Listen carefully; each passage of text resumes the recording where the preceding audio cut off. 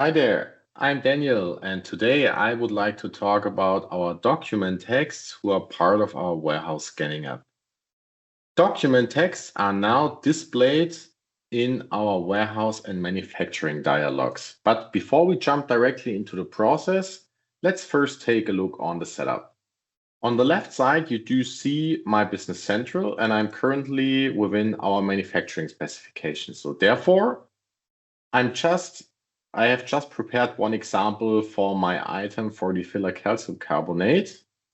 And here I would love to enter now a line text because those are usable later on for our shop floor employees. So now we are on the line. We go into the Javion 365 line text. We will create a new one.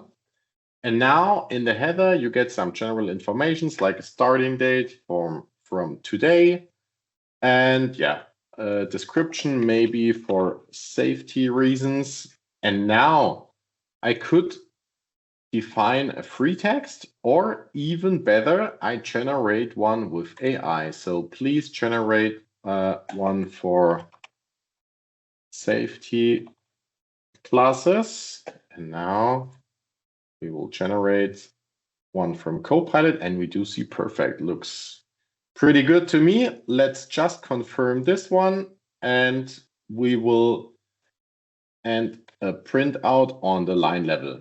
Perfect. That's our setup for now. And now we will see how that will affect our process.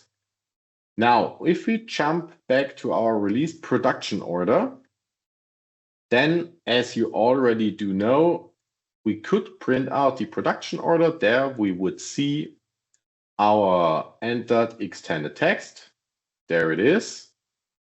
Or even better, if we now jump onto our mobile device, look up the production consumption, simply scan our production order, then we will end up directly in the consumption. And here we do see already our first row for our filler calcium carbonate.